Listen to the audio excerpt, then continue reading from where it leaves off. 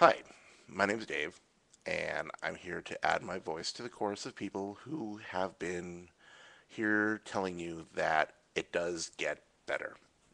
And believe me, it gets a lot better. So, my story basically is that I've been picked on since time immemorial for me.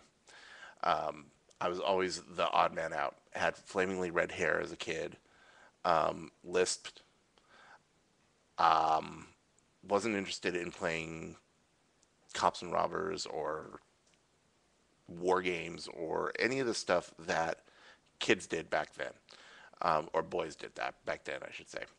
I was always bookish. I was always artistic. Loved singing.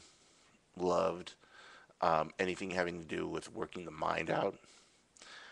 And I got picked on for being bigger than the other kids, for being um, the redhead, for being the nerd, what have you. Um, didn't have a whole lot of teacher support, at least at first. Um, in the fourth grade is when the homo insults started getting slung around, and I ignored it.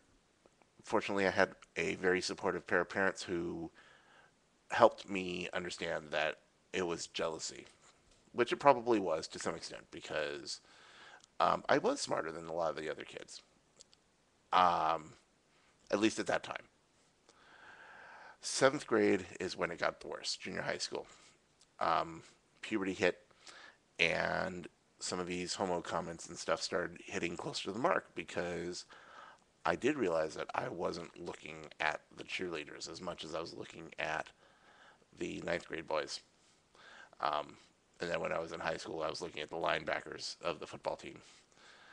But I didn't understand it at that point.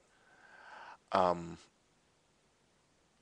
Back then, when I was in seventh grade, was probably about the time when the AIDS crisis really hit home hard. And I was ostracized because the rumor was passed around that I was HIV positive. Um, Teachers didn't talk to me. They just kind of ignored anything that was going on around them with me. Um, my relationship with my parents kind of went down the drain, but everybody's relationship goes down the drain with their parents when they're teenagers. Um, I got rocks thrown at me regularly. I would get shoved into lockers, headbutted, um, punched, kicked, tripped. One time I had a kid chase me on his bike, swinging his bike lock over his head like that, trying to whip me with it.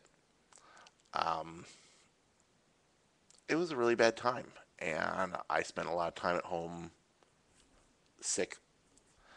Um, I spent a lot of time crying. I spent a lot of time just kind of enfolding into myself. Um, and somehow I made it through. It was hard. Um, High school was better, not by a whole lot, but it was better. Didn't get picked on as much about the gay thing. Still got picked on. Didn't get beat up as much, fortunately. Um, I think that's because I was starting to fill out a little bit, and even though a lot of it was just fat, to be completely honest, it was still making me bigger and making me not as easy a target. And then I graduated from high school, went to college, still thinking it was all a phase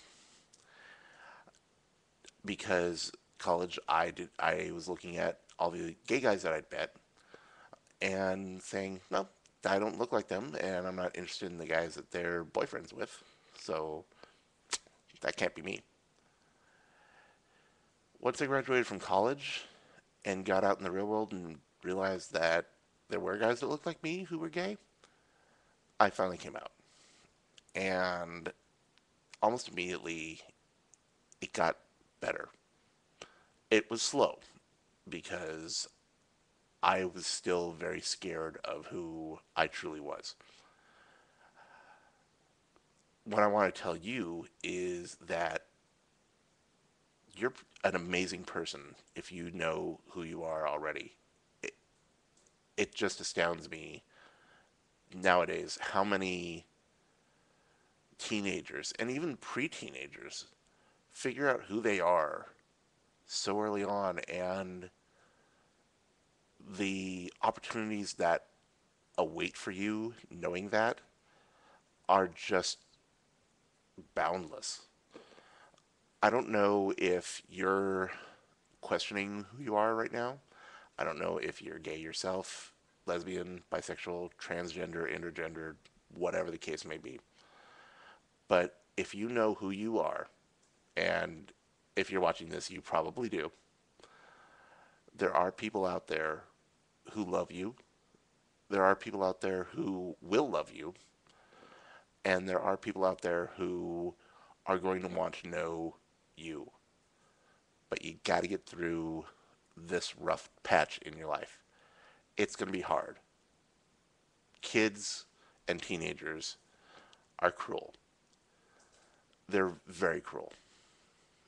But what they say about who you are is jealousy, plain and simple, because they're probably looking at you as standing out, and they want to stand out themselves. They want to make themselves feel better about themselves because they're hurting too. And the only way that they know how, because they haven't yet figured out how to stand out by being unique, they're still afraid of being different. The only way that they've figured out how to make themselves feel better is by tearing down the people that have already figured out how to be unique. Whatever your talents may be, whatever makes you unique beyond being gay, homosexual, bisexual, transgender, whatever, um, that's what you're going to be known for. Your sexuality, once you become an adult and once you live your life honestly, nobody's going to care. At least the people that matter, they're not going to care. What makes you unique in your talents, in your skills, in your personality, that's the stuff that people are going to know you for, and that's the stuff that people are going to love you for. And there's somebody out there for you. If you haven't found them already, there's somebody out there. You'll find them. Um, and your life is going to be amazing. It's going to just, you're going to find so much out about yourself once you get through all the crap.